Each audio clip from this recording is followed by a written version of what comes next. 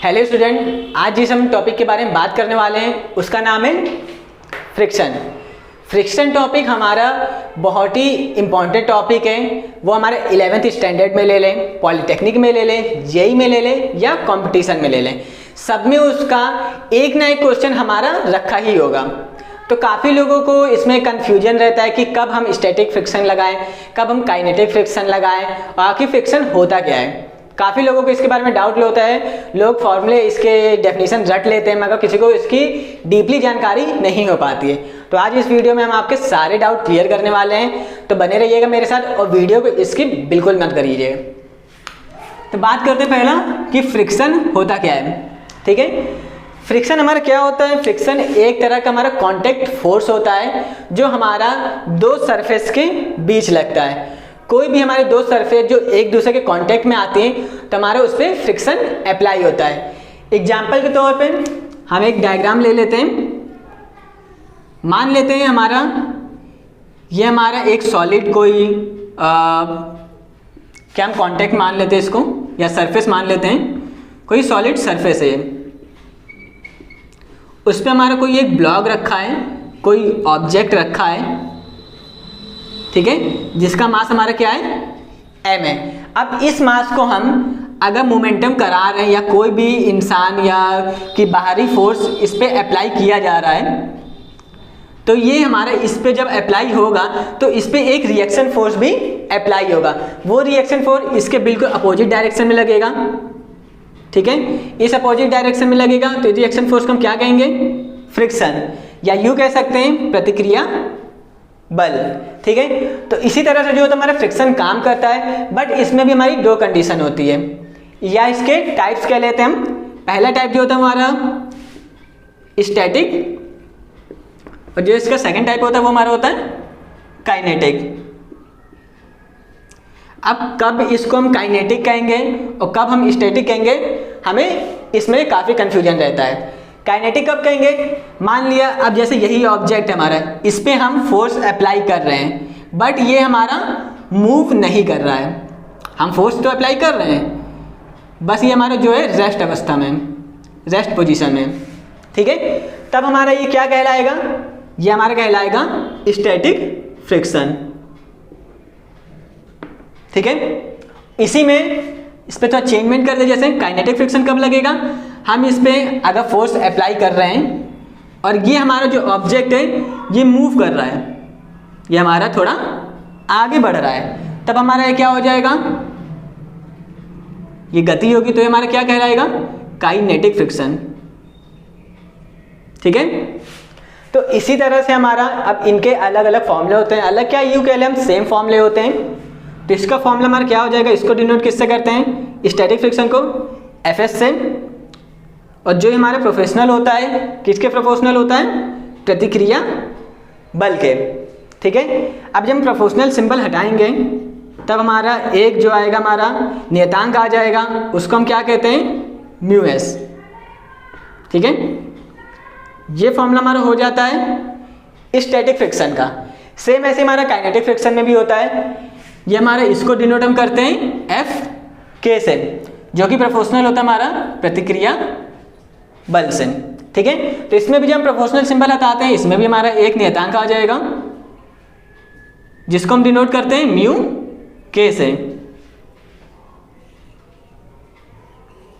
ठीक है, तो ये दोनों फॉर्मूला होता है। अब इन दोनों पे हम आपको एक एग्जाम्पल्स भी करवा दे रहे, एक सवाल करवा दे रहे कि कैसे एग्जाम में इसके सवाल पूछे जाते हैं।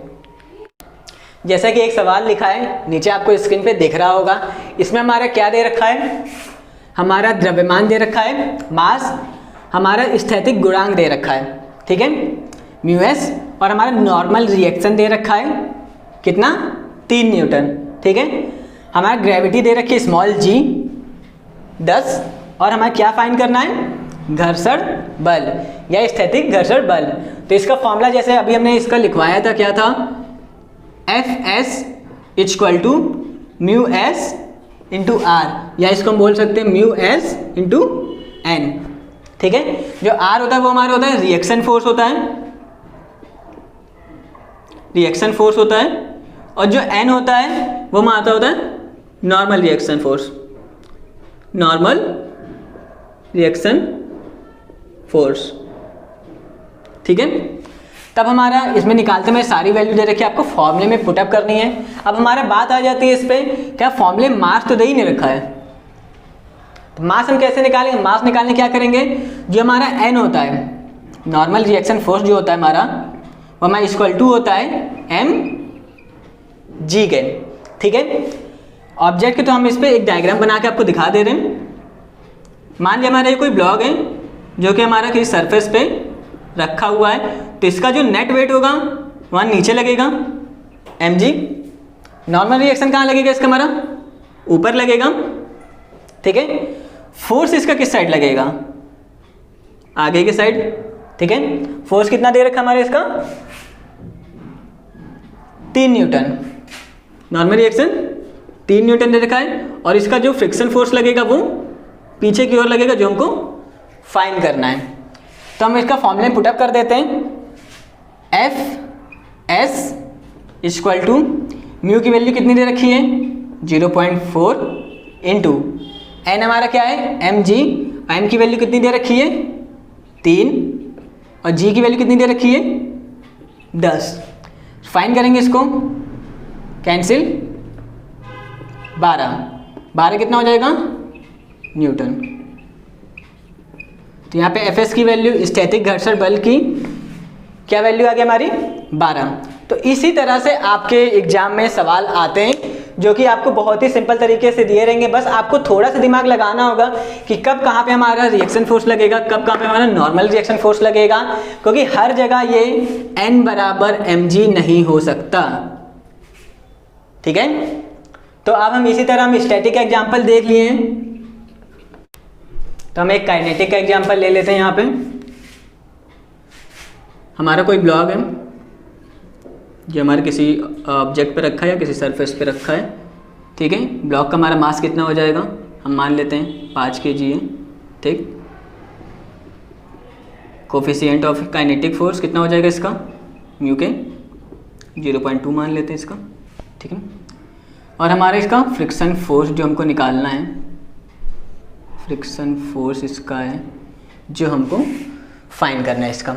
तो फॉर्मूला क्या होता है इसका, एफ के बराबर म्यू के इंटू एन। ठीक है, ये हमारा फॉर्मूला होता है। और हमें कितनी चीज़ें दे रखी हैं इसमें, ये जो हमारा एन दे रखा है, यहाँ पे म्यू के दे रखा है हमको, केवल फाइंड क्या करना है हमको, एफ के यहाँ पे फाइंड करना है। वैल्यू पुटअप कर दी है यहाँ पे, केवल कितनी हो जाएगी इसकी 0.2, एन की वैल्यू कितनी दे रखी है 5, 0 हटाएंगे कितना हो जाएगा यहाँ पे 10, 5 और 5 कितना बचे यहाँ पे 1, यानी जो एफ के की वैल्यू आएगी हमारी कितनी आ जाएगी 1